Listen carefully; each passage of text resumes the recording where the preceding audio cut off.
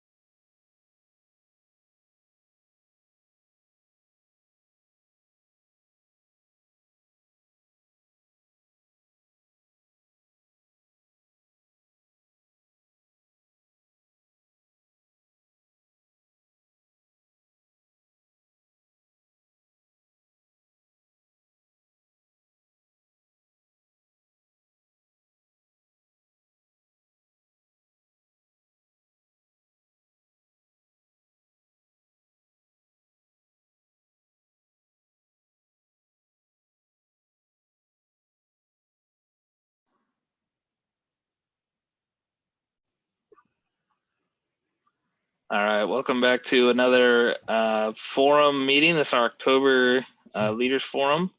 So hopefully we'll get some more people in here, but so far a decent group turnout. I don't think that do we have anybody that's new in here? I think I saw one name that looked new. Claudia, maybe? I don't know if Claudia's joined us before, but welcome. And then Stephanie's having audio troubles, but lovely costume. We appreciate you dressing up for this. I didn't realize, I guess it makes sense because Halloween's next week, right? Yeah. So Tommy's joining us back from Wisconsin. Hi, Tommy. And so we'll just get going here. So kind of just wanted to just talk a little bit about, just the welfare of everybody. Not necessarily like the status of the department, but like your well-being. Like, how are you holding down, and what are you doing to stay positive for your team, and how are you juggling? Just obviously, I know Kerry was talking a little bit earlier that he's got a pretty hefty staff shortage, and so I think we all agree that probably equates to pretty long days, 10, 12, 13, 14-hour days that we're putting in. So just maybe if anybody wants to share just kind of what you're doing as far as keeping positive for your team, but also how you're kind of managing your stress levels and what you're doing to maybe cut out early when you can, and how you're balancing that. Anybody want to go first?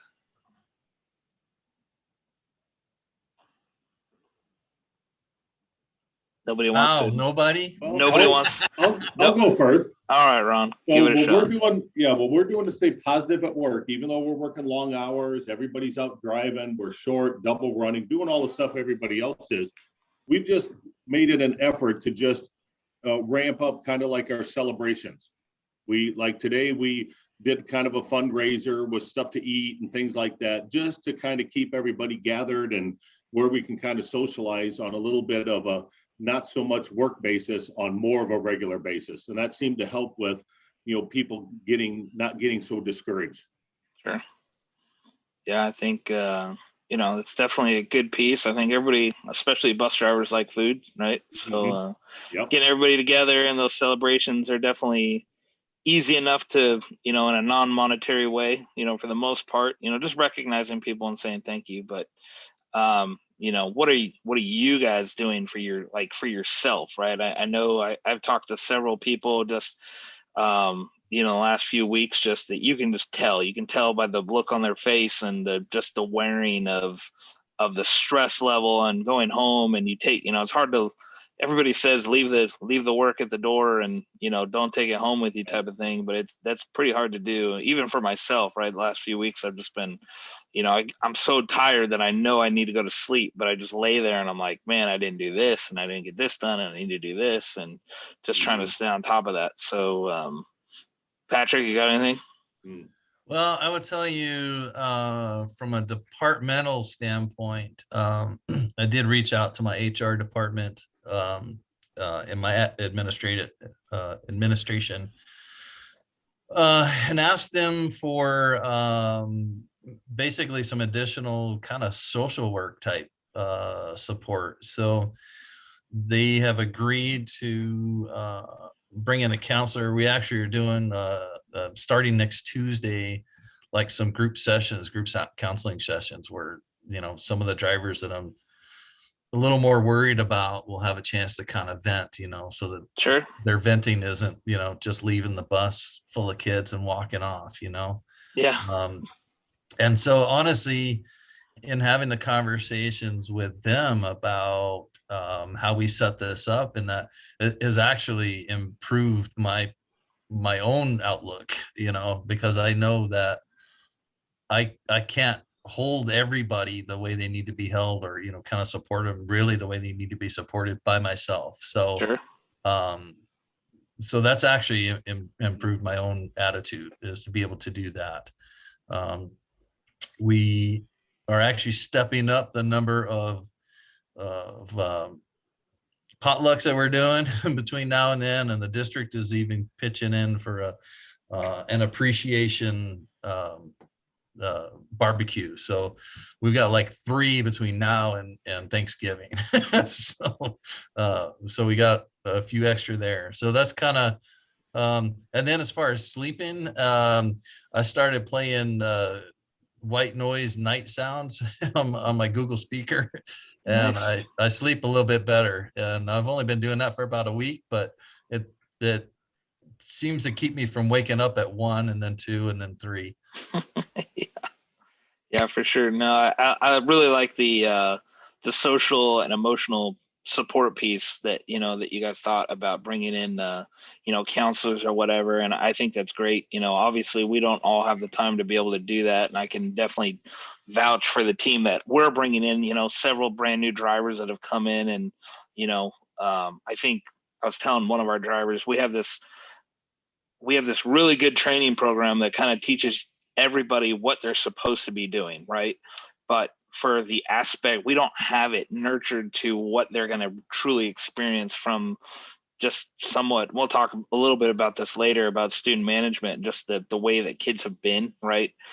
Seemingly worse in the last year, or just needed, I won't say worse, but maybe needed additional supports, right? They haven't been on the bus for a year and a half. And so just really trying to figure out how to support a brand new driver, because I think in their head they have this idea of what bus driving was going to be like, and then kind of a real eye-opening experience as soon as they get their certification and start driving by themselves. They're like, oh, this wasn't really what I thought, and is this really something that I want to do? So here we just invested in this person for time and money to get them to be an employee, right? And then for them to so easily just quit because they decide that this really isn't for me. I think that makes a lot of sense as far as giving them a sounding board that can just, you want to come in and close the door and scream your head off, or, if that makes you feel good, right? I mean, there's people, I don't think school districts have done it, but have you ever heard of these, like, they're called rage rooms, where it's like a padded room or whatever, and you have a bunch of stuff that you can just go in there and break and smash and whatever. But it's like, it's that safe place for people to be able to do that. And you come out and you're like, do you feel better? Yes, I feel better. Okay. And that's a point, because we don't want, heaven forbid, I'm sure that I think we've seen it in the news, people just like, I've had it up to here, and I'm walking off this bus and they leave a bus load of kids on the side of the road, and just is what it is. So I can definitely see that. It seems like at least very much this year, it's really come and shown, kind of reared its ugly head, that it's more and more apparent that that emotional support level for bus drivers is much more needed. So thanks for sharing. Sean, what's going on up there? Sorry, I have to unmute. It's all good. Oh, it's great. I mean, I've drove a bus more this year than I have in the last 5. I tell you that. Yeah. Um, I dig the kids. It's the rest of it that is making me stressed out, but the kids are not part of it. What we're doing here is I learned a lesson. We had our superintendent and he wanted to meet. We have another group of drivers that are on the reservation at the Indian Wells School. And we all went up there and all he did was just listen to them, right? And man, the morale jumped, you know, just having the superintendent just listening to your grievances. He didn't fix anything, you know, but just the power of listening that really helped out the department, you know. And Yep. me being a former Marine, empathy is really hard. You know, I expect everybody to come do a job and go home. So it's been a real learning lesson for me this year with, you know, the different types of emotional stress that's going on here. Yeah. So being so short. No, I We don't think have that's any monitors, so all the bus drivers are doing, you know, all of the work. So, but we got a whole bunch of them in training. We're really having a problem getting them to pass the permit test and pass the driving test. So, but we're doing good up here. It's not snowed yet, so we're doing good. That's good. I'm sure it's coming, and Lord knows we need a wet winter. But Danny, how's things over at Alfrea? Good morning, everybody. Hey, Tommy. Things are good. It's Transportation Appreciation Week, so we reached out to all 5 of our high schools, and they've all given us banners, goodies, goodie bags, shirts, treats, shout outs. And it's always nice to feel that appreciation. We've provided something internally for all of our staff daily. I have to leave here in just a little bit. We're going to go get some pizza and salad, and just involving everyone. As far as, you know, the stress of it, I think there's no real easy way to mitigate that. Everybody's being asked to do responsibilities outside of their daily workload. I think, you know, personally, just being present, I'm here 5 to 5 or longer. If people need me, available after hours, texting or talking, checking in with last drivers, letting them know that I care. Hey, I know it's 10 o'clock and you probably just got in, just making sure you're safe, everything's good. And then Avery tells us he's leaving Jason. Tommy. Yeah, Kyrene's taking him. So I invited Claudia to our meeting here today. She is successioned into helping us with some routing, and I just wanted her to kind of see what this forum looked like, and she'll kind of be helping out in that area, and you know, just doing my best to be a visible presence. And maybe I'm talking to my office staff a little bit more where I usually wouldn't vent with everyone, but letting them see that it's affecting me too. And, you know, I choose to come in every day with a smile, but I can talk a good talk just like everybody else does too. And some days I need to. It's just, it's overwhelming for everyone, but just having that open door. Yeah, no, I think it's good for your staff to see that, right? And just the transparency of, you know, letting them know what's going on and talking through that. And I think also for Sean, for everybody, all the sentiments is just realizing that you have the team around you to support, right? So understanding that delegation piece, and, you know, even though we're the leaders of the department, you know, it's okay to lean on some other people to take some of that stuff, you know, off of your plate to help kind of that stress level a little bit. So appreciate you sharing. Eric, joining late. Hi, Eric. So we're just talking a little bit, just giving everybody a welfare check and seeing how everybody's doing. Eric might be the biggest person that needs a welfare check in here. So. Hey, Don, I think you and I both are mad at Kyrene right now. You know what I mean? I think you and I need to go over and have a conversation. But no, I say that lovingly. Yeah, it's things have been tough, and I'm ready to roll up in a ball. Been in the fetal position a few times under my desk over here. But I think the biggest frustration, obviously, with all the challenges the world starts it, that I know are challenges are not personal. The rest of the world's going through it. Doesn't make it any easier. But then we also had a change at the superintendent's level. This is first full year with students. So, how decisions come back are slow. It's a different process than before. So, yeah, there's some frustrations, no doubt about it. I feel your pain. And I happen to know Avery very, very well. And every time he goes anywhere but with me, I shed a tear. And I don't mean to be making an ad for you, Avery. I don't need everybody coming after Avery. Avery sucks, actually, everybody. Don't even look at him. You did enough of an ad over summer up at the TAA conference. You know darn well. I love you to death. And I am so glad he picks on someone else now. Thanks, Avery. But anyways, I'm doing as well as I can. I'm very fortunate. The core crew that's hung on through everything going around, they've been amazing. Everybody's really trying hard, and when they're working hard to do it as well as they can, it motivates me to support them and to do as well as I can. But I would be lying not to say this has been a really challenging last few months and obviously the last year.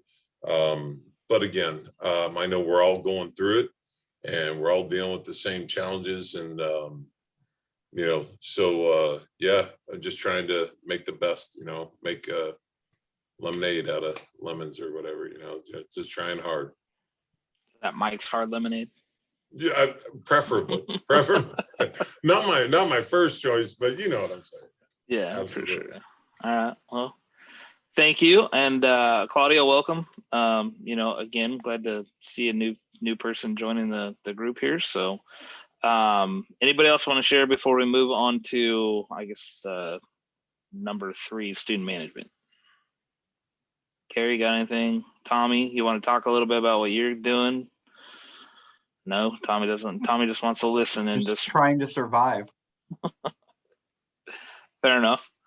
All right. So I don't know. There was a couple articles that were rolling around in the news this last couple of weeks just about drivers kind of having enough of student management or student behaviors on the bus that they're getting ready to stage a walkout or whatnot. I'm sure you can go find the articles out there if you're truly interested in reading them. But so just some questions around that, like, right, have you guys been hearing the same from your drivers? I know that Sean said that his kids have been pretty good, but it seems like at least within our district at Kyrene, we were it just like a real struggle as of late, just with obviously the buses have been fuller, so we've got probably 15 or so people that we've hired since the pandemic started.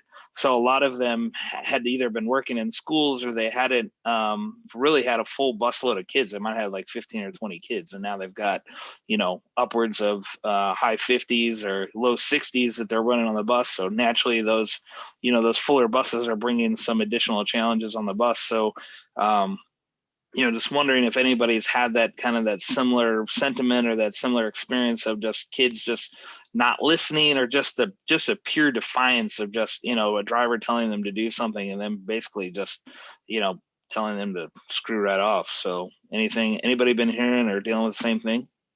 I think the biggest piece to all of this is that you've got students who haven't physically been in school for 12 to 18 months and then having to relearn the rules, and it's like starting with kindergartners all over again, except for it's all of them almost.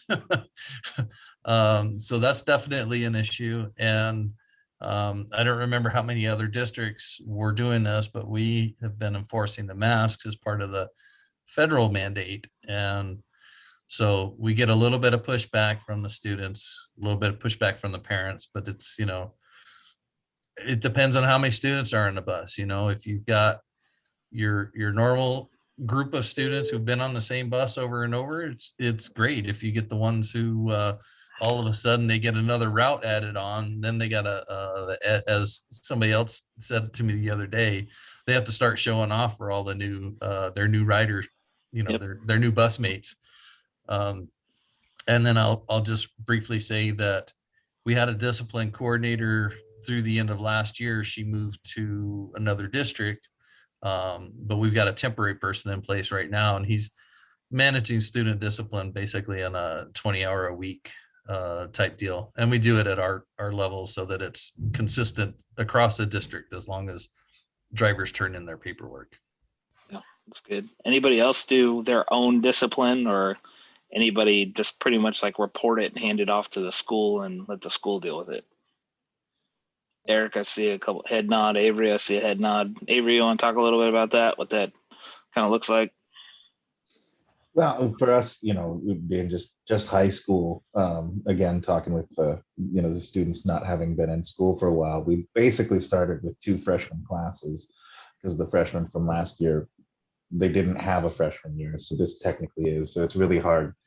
It seems like we're having a lot more behavioral issues, but it really comes down to the administration of the school site, since we do have that, observe and report kind of thing. But most of our schools are backing us pretty well, but sometimes it doesn't happen as quickly, as fast as the drivers would like it.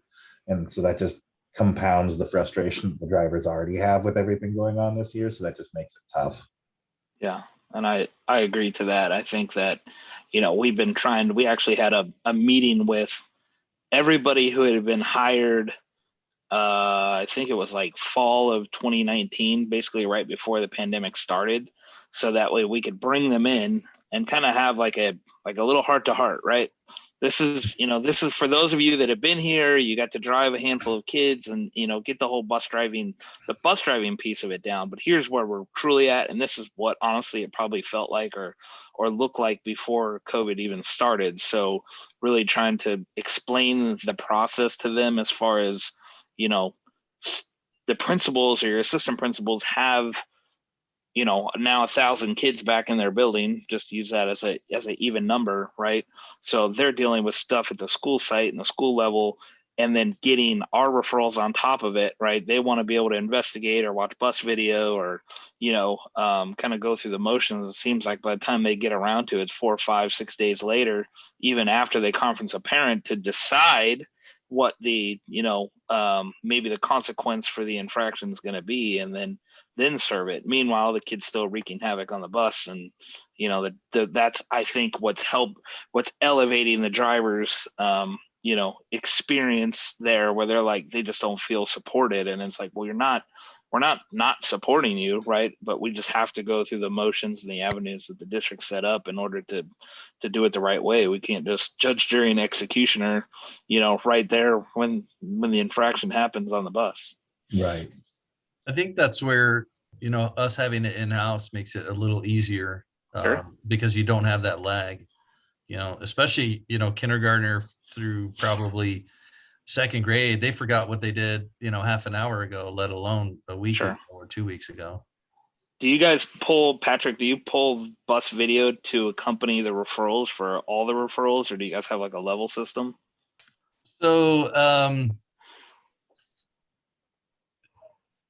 we used to, or our previous coordinator used to pull a lot of video and watch a lot of video, but that burns a lot of hours of your day, just watching video. And so at this point, it depends on the severity of the write-up. When a parent says, well, I want to see the video, it's like, sorry, but the bus driver said that your student did this, and we believe the bus driver because they're an adult and that's their job, instead of because we did come from a point where kind of the drivers weren't always supported in that way. And so essentially with the new person who's temporary, by the way, but the person that I have working it, I said, if a driver writes something up, I think we can believe an adult when they write something up. Yeah. Because that puts another day of delay on it. If you say, well, I haven't seen the video and I haven't determined all of the things that the student did or didn't do, or the driver did or didn't do, that led up to it. So it's kind of like, if we missed 20 things, but the driver wrote one thing up, because they saw one one infraction. I'm not worried about the 20 things we missed. You know, the driver saw one, we believe the driver, and we're going to contact the parent to get the behavior corrected. So Right. for us and for me, I feel like that actually is another level of that driver support, you know, where we say, yes, you are an adult and we expect you to behave like an adult. And because of that, we believe you when you write these things down on a piece of paper that say the student did this or that. So we'll contact the parent to correct the behavior. Do you find it or get any pushback from the parents when you guys are trying to either, I guess, administer some level of consequence for the action, whatever that might be? I mean, do you have I assume you get the principal's approval, or do they approve of that, or do you ever get like the parent either saying, well, I don't have a way to get them to school, so they're not going to go to school, right, Yeah. for their 5-day suspension or whatever that looks like, and then the principal consequently reaching out and saying, hey, this is a high risk kid or a high need kid that needs to be going to school, so can we do you see that they try to maybe bend the consequence or the rules a little bit to kind of fit more of the specific need? We're not seeing that right now. And I will say that this is a retired principal, so he's very familiar with and comfortable with talking with parents. He's a retired elementary school principal. Nice. So that definitely adds to the air of authority when he contacts the parents. There are times when there have been times in the past where a parent will say, my student can't get to school, and so they're not going to be in school during this time, and we may do something like get a transit pass for them and say, hey, you can't be on the bus, but here's a transit pass. And you know what? They will put them out at the next stop if they're not behaving, because that's how it works on transit. It's not the same as a school bus, right? Right. But I haven't had to do that this year at this point. So I think definitely we've got a much better approach, and I don't know all of the changes because my previous discipline coordinator actually had the office almost the furthest away from me. Well, the furthest office away from me, so I didn't really hear the interactions. But yesterday I told him that I really love the way that I hear him talking to parents. He uses the phrase, the terminology, we're hopeful that you can talk with your student and correct this behavior so that we don't have to take any further actions. But that's not always true. We, after 3 similar write-ups, they get 5 days off the bus. Yeah. And then if they get another one, it's 10 days. Yeah, I think that's one of the things that we've struggled with, is that we have a stepped process, right? And it's very clear and written in the family handbook. And I think the parents are supposed to sign off that they acknowledge that at the beginning of the year. But it seems like for the drivers, right, because we allow the schools to go ahead and kind of dictate the discipline that comes with that, there's a lot of times that they're taking an infraction and stepping it down from a level 2 or a level 3 down to level 2 or level 2 to a level 1, because they feel that, well, it wasn't malicious, or it wasn't this, or it wasn't that.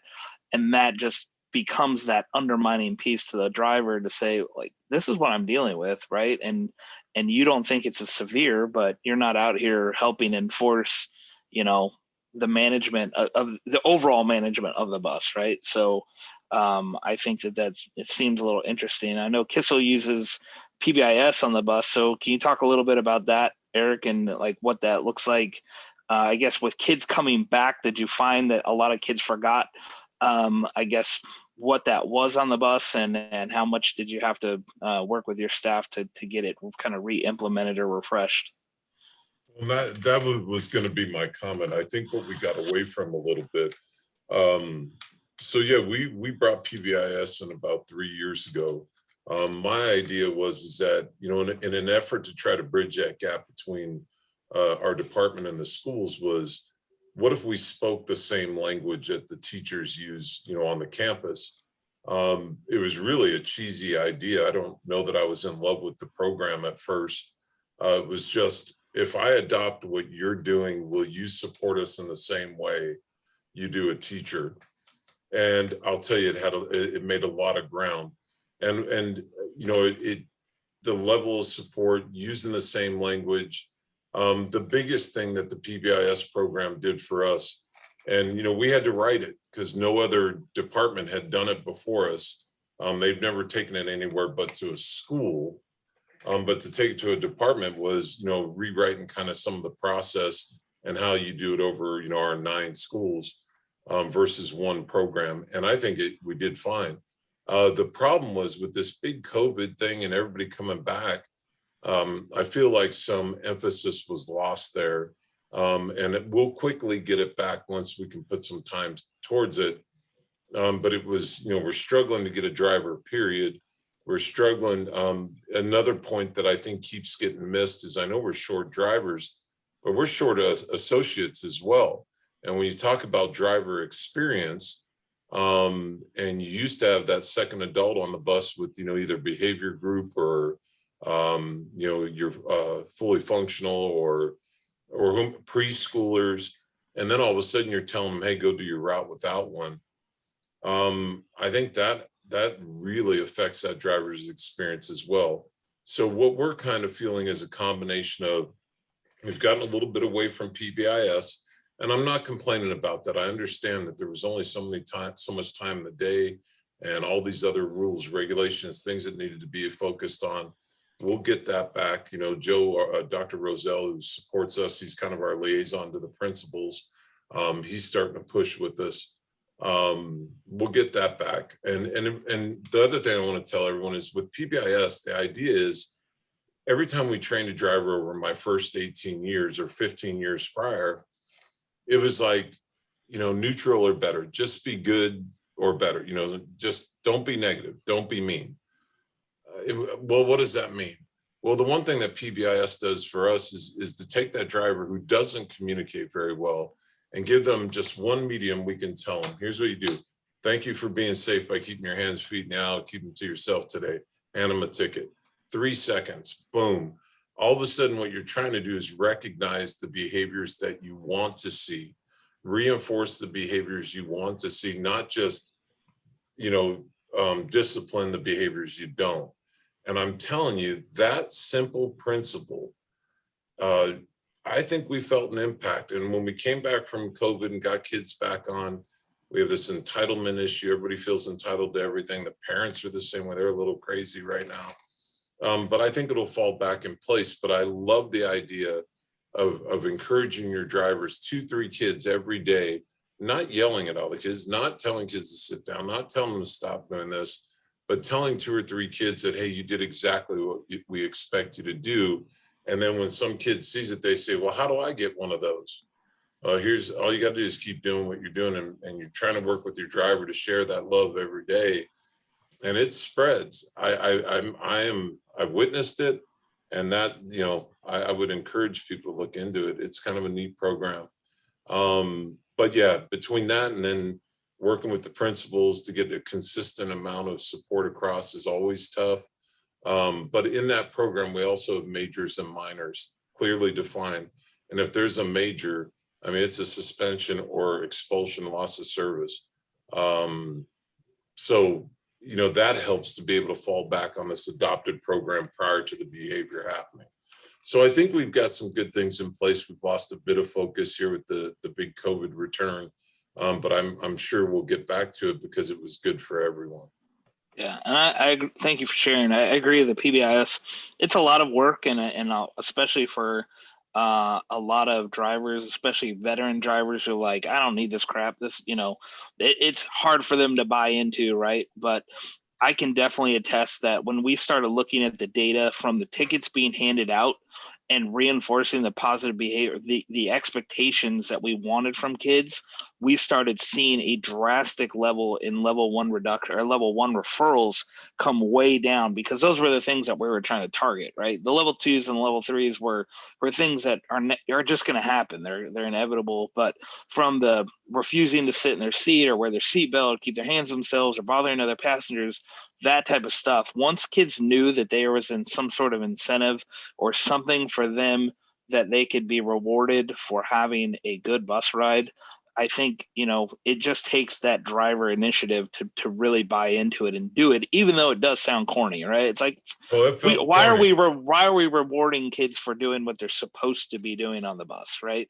I think that's a struggle, but at the same time, what we did was we made our ticket a 2-part ticket so that we were also rewarding the driver. They bring their ticket stub back and put it in, and they were able to get a raffle or a drawing once a quarter, so that we were recognizing them also for doing what we're supposed to be doing, right? So kind of Yeah, a we do a a little of double-edged that piece too. there. So And, kinda nice. and also we got to change that terminology, right, Jason? We're not rewarding the behavior, we're recognizing, we're reinforcing that Yeah. behavior. Exactly. And that's what I really had to drive home with these drivers. No, we're not rewarding good behavior. We want to publicly reinforce the behaviors you want to see. Yep. And with children, that is unbelievable. I mean, even if you didn't do a ticket system, you didn't do PBS, but your drivers were saying, just, Verbal. hey, Yep. thank you, Jane. Thank you for, sitting quietly today. Thank you for, staying back off the curb when I pulled up. I really appreciate that. I'm telling you, the tickets are great. You got to manage all that, but putting that time in reinforcing the behaviors you want to see will have an effect across your district. I believe that wholeheartedly, but I'll tell you, it's really hard to get, some of your grumpy drivers to, smile and do those things, but Yeah. it's worthwhile. Hey, Yeah. Eric, The Wait. problem is that we're hiring a generation that is still, when it comes to kids, their view is seen, not heard. Yeah. That's the big piece. The children are seen, not heard. When I say do this, you just do it. There's no talking back to me. There's no, I don't care how you feel kind of stuff.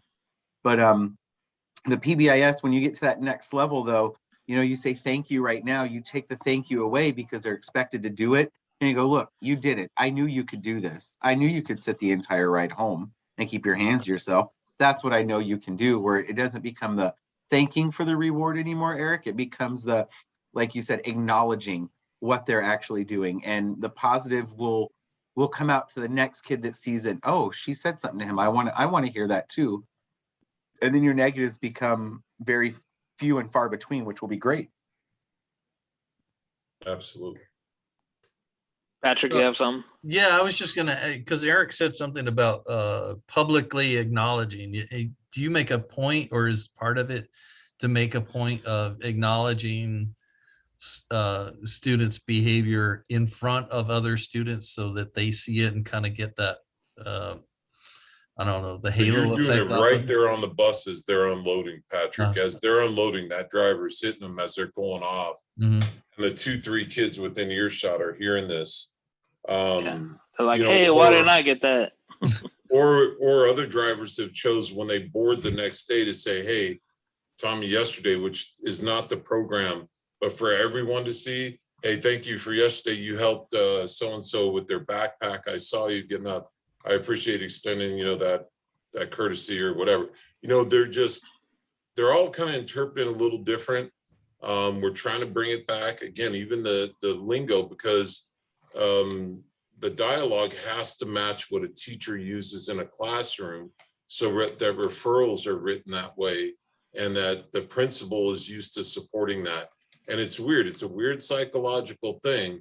But when we started emulating some of the same language for the behaviors we were seeing, we were getting a different level of support that matched much like what they would do for a teacher in the classroom. But yes, definitely you do it in front of the others. And then all their tickets go into a drawing at their school. So they get it, they exchange our ticket for a school dollar, whatever their program on the campus is. And our ticket goes in for a drawing, and then that school has a transportation student of the month.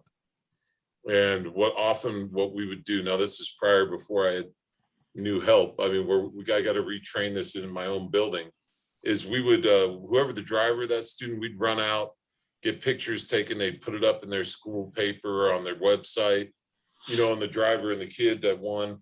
And then in here, we would take everybody that gave tickets out, and we would do a drawing, and they have a parking space right here outside the door, and we'd recognize them up on the marquee in the break room and stuff like that for the drivers as well. So yes, but it is definitely something you want to be heard and seen doing, or else, the weight is very little. I mean, the impact will take longer to hit. You want everybody around to hear, because you want them to go, how do I get a ticket? Just keep doing what you're doing, man. Tomorrow we'll have more, or PM will have more. Yeah. And you just do 2-3 a run, 2-3 a run, 2-3 a run, and spread that love around, It's not meant as something that you just, I've literally watched video of bus drivers going down and just handing them out to kids like a Right. piece of candy, and that's not the idea of it. However, I can share that one of the struggles that we ran into was that every school had their own reward for the ticket. So some only did verbal recognition, some actually have a store, some have, front of the lunch line passes, those types of things. So from bus to bus, it wasn't necessarily the same. So we were starting to pilot like a bus reward system, whether that was individual, like, 2 tickets, like there was a menu, right? Think of like if you're at Peter Piper and a kid has a wad of tickets that they want to exchange for, right? So what does that mean, right? Maybe they have free seat Friday, 2 tickets or 3 tickets for the week allows them to sit where they want or sit with a friend. Maybe they get to pick a radio station. Maybe they get to go off the bus first.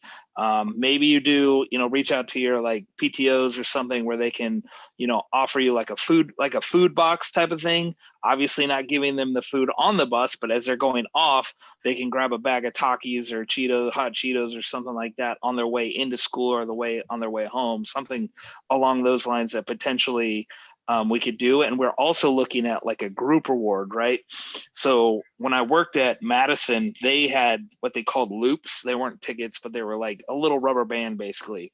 So kids got rewarded with these rubber bands, but they would go into like a bag or a jug, like a jar. And once they filled that jar up, the whole group was rewarded, right? So maybe you're getting everybody as a whole on the bus to work towards a reward, like a popsicle party or a pizza party or something. Maybe you bring donuts and you have a little donut thing. As soon as you drop off your kids, everybody gets donuts at the, in the morning time or something along those lines, right? You have to figure out how to fund it, but I can definitely tell you that if your schools are not having the same type of reward system, like they all don't have a store, or they all do kind of their own individual thing, makes it very difficult for the drivers trying to reward that, because some kids will take to it because they know it actually physically means something versus, I just get my name read over the announcements and I don't really care about that type of thing. So well, and I agree with you, Jason, and I'm going to be very honest. I don't want to manage any other program. I feel like my cup's kind of full right now. And I don't have the staff to do it. So my goal was to blend in with the school, and so my ticket gets exchanged for their program on their campus, no different than a teacher exchanging it in the classroom. And that was very important to me, that it would emulate, it would simulate, it would, and I get it, one school's going to be better than the other and all that, but all those kids on my bus are from that school on the regular ed. So I'm okay with that. So I tried to really keep it off my plate. Sure. I'm just being honest to the group here. I did not want to, I don't want to be out begging for this and collecting that and storing this and handing this out and managing that. I wanted to say, okay, this is what you do on a campus and we're part of your campus. So when they come in, they exchange up front. The thing we ran in with our behavior students, they don't turn their tickets in. I mean, this sounds stupid. They see how many they can collect and run and show the principal. And I have proof of this. Run and show the principal. I got 5 tickets the last couple of weeks on one of our toughest students. And we're telling them, turn them in for the drawing, turn them into no, I want to see how many of these I can get, man. I'm telling you, I can get 10 of them. The piece of paper. I'm just, and you know what? Cool, because Jason, I know you've always put wonderful systems together. I know that's your big thing. I've never been very good at that. I don't like to maintain all that. I really don't, because I don't want to fail at any point. So, I've tried to just do it all through the school, because that's who supports the discipline. Well, you're going to support the other side too. And we're doing your program, so you will support. I've always just looked at it that way versus me collecting up and doing, that thing. But I appreciate that. And you're probably right there, it'd probably be very impactful. I can see where you're coming from. And I definitely think that the intention, or at least there's companies out there that come in with a program of PBIS and they show you how to implement it, whatnot. I truly believe that if it was designed and basically from the district level down, they enforced that every school had to have a store, and this was how they were rewarded. Like it sounds like what Levine does, then that works, right? But to give everybody like basically the context of you need to have a matrix and you need to have a reward system, but don't really give them any information beyond that. That's where it's 25 schools. You're gonna have 25 different things that are their idea or what they think should be implemented, and then to have 100 buses that support 25 schools that now have to have different understanding of what each site individually does as a reward, and trying to explain that to your drivers as they're turning over becomes just a giant headache. So that's why we were looking at trying to bring it back. Right. Those are the things. And just for those that don't have it, I just trying to share those, our learnings and experience, that if you are looking to bite this off, or you're in the inner workings of starting, that you want to make sure that you are, really trying to advocate for kind of a one size fits all model, and that every campus really can't have their own idea of what it should be. Yeah, I couldn't agree with you more. And that even on ours, all 9 campuses have a different ticket: Mustang, Buck, Ram, Dollar, this, that. Yeah. Told them I'm not putting 9 different tickets on the bus for the driver to go through the stacks. You have a bus ticket. What I will do is I'll do one ticket, then they go up and exchange it. Yeah. So, but I think you're absolutely right. If you're building a program where there is none, or there's 25 different interpretations, I think you nailed it right on that, hit the nail right on the head. You gotta put the system together. So that's a point well taken. Cool. So good talk on that. Sounds like maybe we could come back and talk about maybe a little bit of that more in the next meeting, or maybe December, January. I want to skip over 4 because I think there's a lot to talk about. We don't have a lot of time left. So we'll roll MAP 21 deadlines into the November meeting.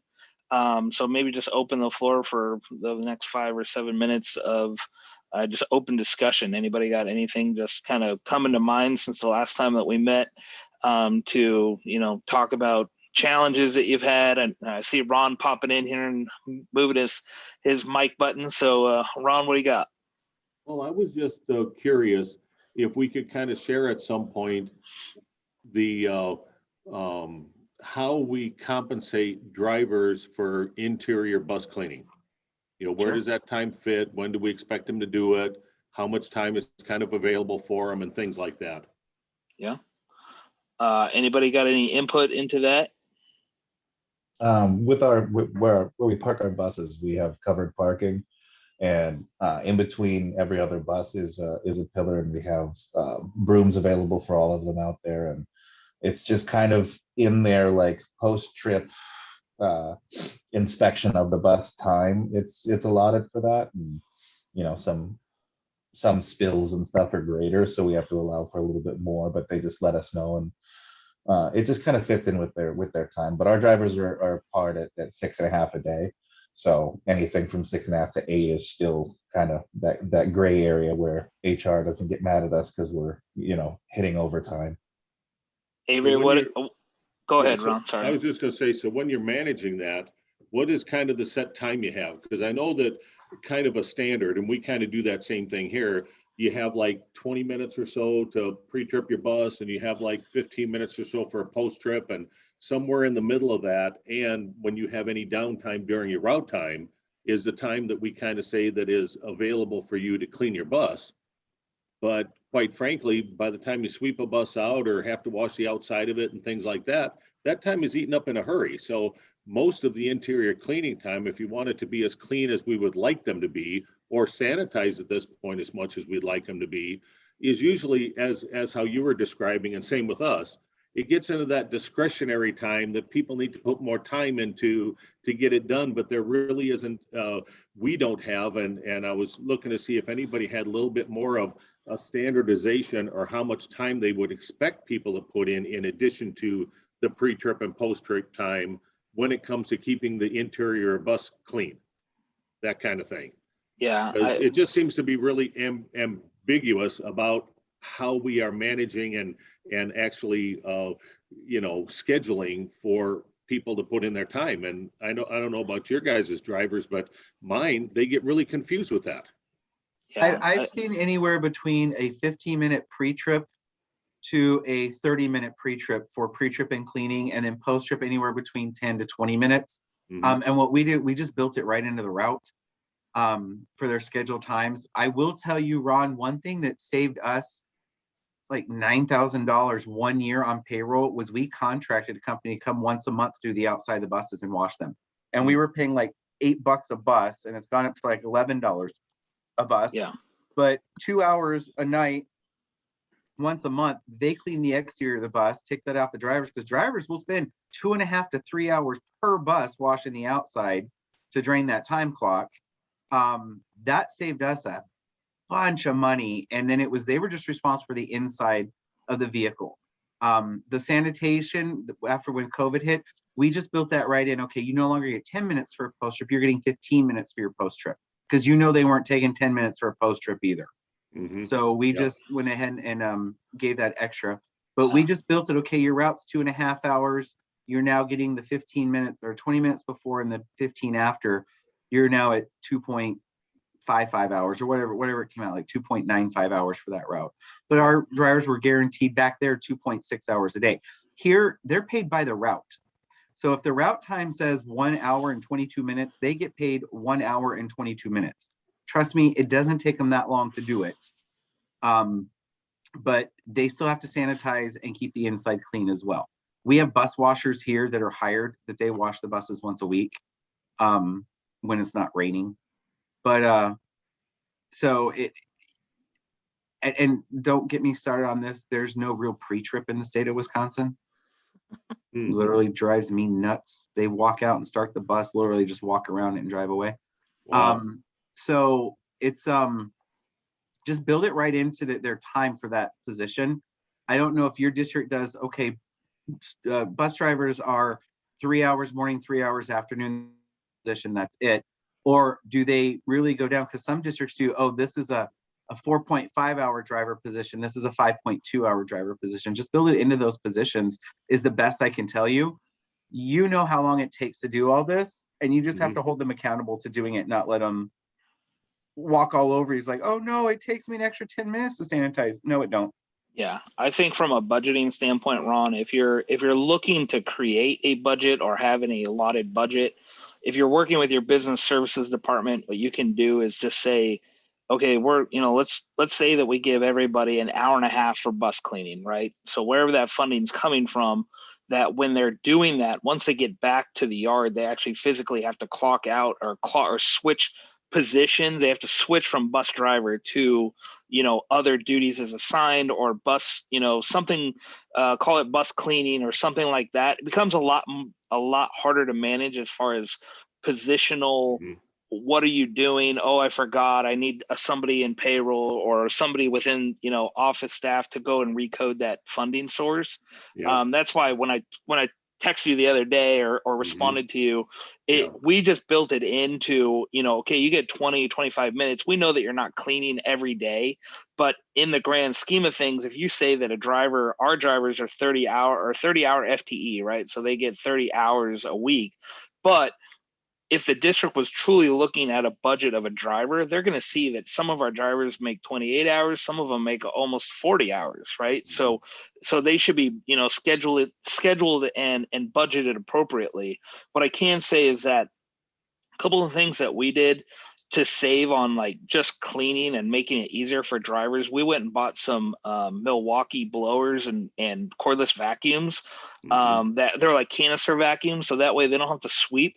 They literally just like almost vacuum the bus. They have like a hose attachment or a long stand-up attachment that they can run through. Some of them like the blowers, some of them like the I think the vacuums are a lot cleaner in that they're not blowing the dust and particles all over the bus. But they were like maybe $100 for the vacuum, and then maybe another $100 for the battery or something. So what I did was I bought all the vacuums and blowers, and then I bought 5 batteries and a big battery charger station that just charges them.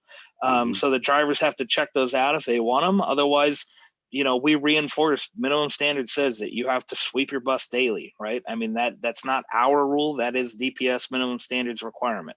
Mhm. If they want to mop, nothing in DPS says that they need to mop their bus. But if those are department standards, then, that's what the expectation is. I would say, how long does it take to mop a bus? Probably close to an hour at least, right?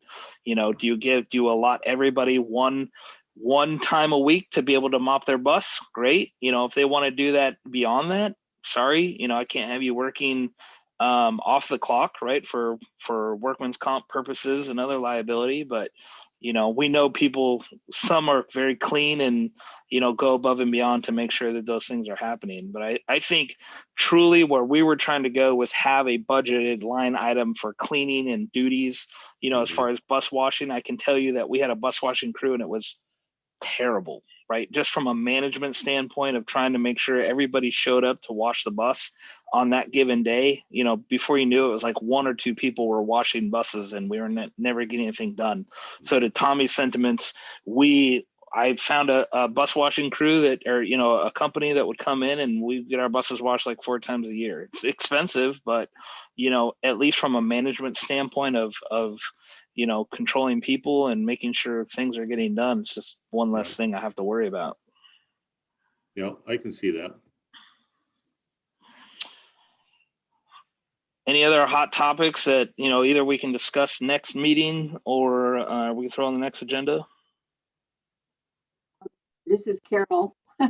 Hi, Carol. Is anybody doing pool testing? I just like to find out how that's working for your next agenda.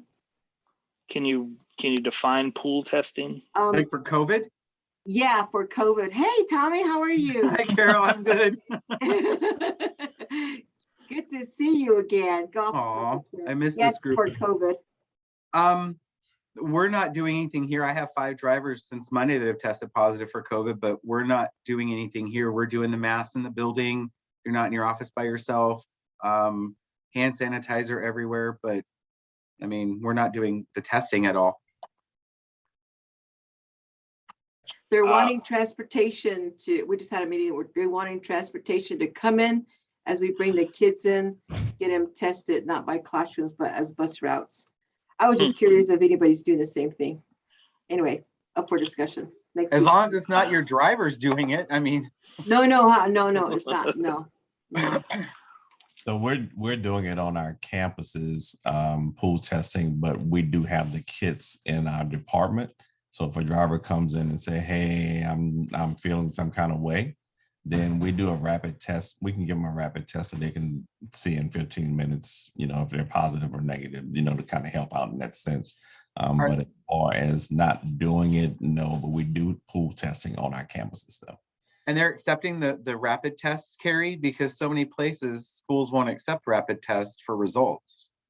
So we're doing it here in our campus, at our district, the rapid tests.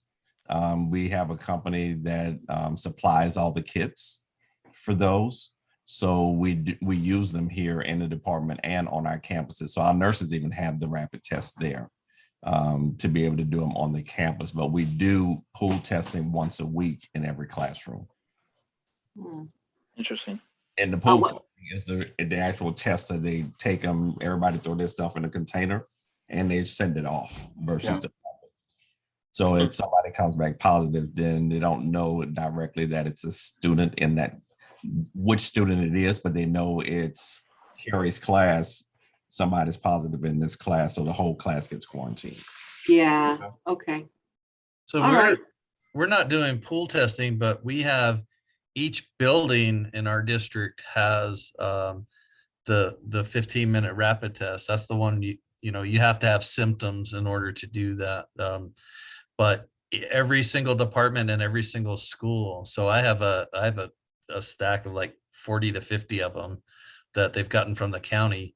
And anybody who's feeling symptomatic, we can just hand it to them, tell them go take the Q-tip to the bathroom and get yourself a little privacy and do that. And they've even told us that based on the numbers they're getting, that we can, send them home with some of our staff if they've got family members who are home feeling sick. Just send them home. Just so that we're keeping on top of it. But we're not doing pool testing, to my knowledge. They were doing wastewater detection from some of the schools, but I think they've stopped doing that at this point. Okay. All right. Thank you, everybody. Stay safe. Cool. Will do. And thank you, Carol. Good to see you in here. So I think we'll wrap it up and we'll shoot for, we're probably not going to be able to do that Wednesday or the Friday that we normally do, because I think that falls in, we could do the 19th. When's Thanksgiving? The 25th, right? So we'll shoot for November 19th for the next meeting. That works for everybody? Good. Okay. I will hopefully put together invites sooner than later. I apologize that it came out earlier this week, but go from there. And I guess everybody stay safe and be well. All right. See you guys later. Tommy, don't forget about me. Bye, Tommy.